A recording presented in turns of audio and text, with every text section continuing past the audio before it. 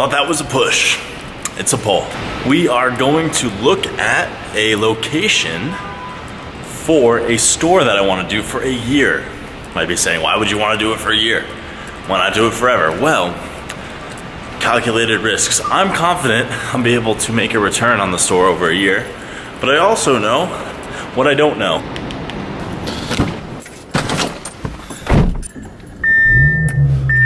Now, I want to do it here a year, not because I'm not confident about the idea, but I'm not confident in general about larger retail trends in the US. Now, I am making a podcast, all right, that's happening. So if you want me to talk about more jargon and what have you, that'll be all over there, business jargon. I'm going to look at a space. It's a little over 1,200 square feet. It's very close to where I live. Let's get the steering wheel. Well, you're gonna be stuck with the steering wheel cam. A little over 1,000 square feet.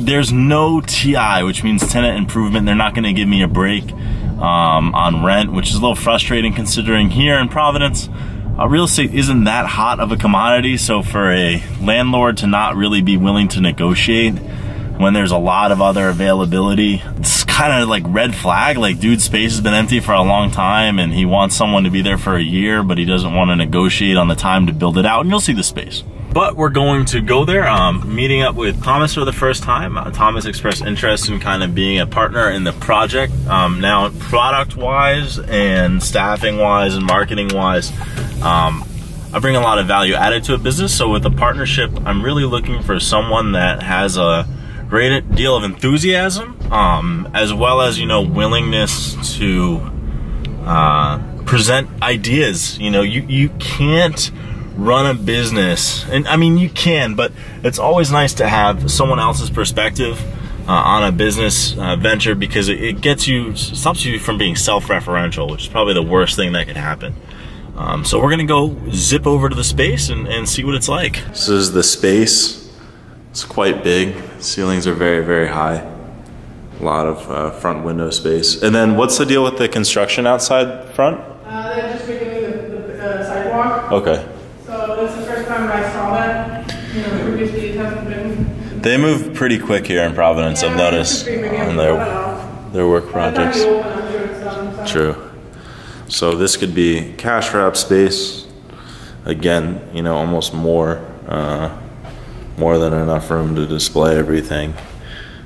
Which, you know, has me thinking I could probably use less space unless we were to turn this into,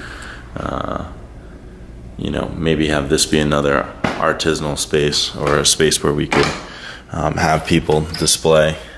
Another back room, again, for storage.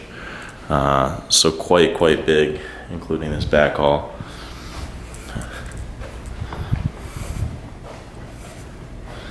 And then over here, obviously another storage room. Definitely going to need more and more inventory. And then this again being the forward-facing cash wrap, and then in here having office space and setup. I love the space, just might be a little too much room. All right, that was a quick look at the space. Some things to think about. It's a big space, and ironically, as I sat down with Thomas and we were grabbing a cup of coffee, there's 3 spots right next to it that all are available now. 2 of them are for retail, 1 was a restaurant. I'm not trying to convert an old restaurant, way too taxing, but smaller, which is good. Now, pros and cons, you know, the bigger space, I could, you know, develop a much larger e-commerce operation out of it, and I'd be comfortable doing that. I have a bunch of people that I know are trying to scale their online business, and that's what I used to get paid for. Like, I know my shit. Now, the other thing is, with these other spots that are a little smaller, is it's a 2-way road, and it's just a little bit more window space, a little easier to find. But it could be a case, you know, if you build it, they will come. You know, the brands I'm gonna be putting in this store, no one in Providence has. I mean, without saying too much, you know, I have tons of access to, you know, brands where you don't have them, and the people that do have them, because they're paying such a premium, they can't price it how I price it. So that, coupled with the ability to potentially fulfill out of the back, pretty solid business thing. I mean, I have to, you guys have to get this straight. All I care about is breaking even. I'm not doing this to make $1 million. You know, it's not about how, you know, will the store be profitable. It's more about, you know, how profitable will the store be, if that makes any sense. And then 2, you know, how can I use this store to build and incubate the culture that's here already. There's so many great colleges, there's so many great artists, there's so many people that are interested. And when I did the Sneaker Social at Gillette, it was the same thing. You know, Boston area, very neglected. Bodega's doing a good job with culture takeover there. Like, that's a great model.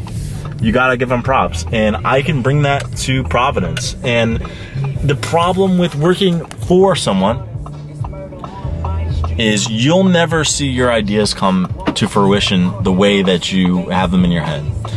And it's not a matter of arrogance or thinking you can do it better than someone else, but it's at the point for me where I'm ready to put it to work. You know, the confidence, I'm more sure than unsure. That's a great little quote. Is more sure than unsure, and I'm more sure than unsure that this is going to go well, and I'm positive I can cover rent. That's no issue. I honestly just financed rent with some stuff I was selling, so I'm ready to go.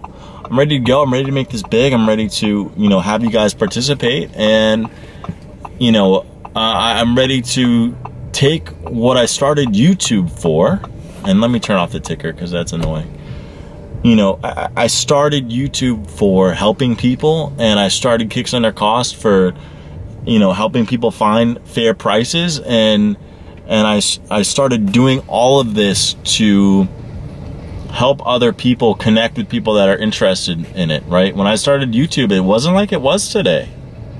You know, it wasn't as popular as it was today, or it wasn't about, you know, vlogging or whatever it is. It was about people trying to, you know, connect over shoes and streetwear. And, you know, maybe that can't happen online, or maybe it can, but I know I can create a physical space for it, and that's what I'm excited for. So stay tuned, guys. You know, I move fast.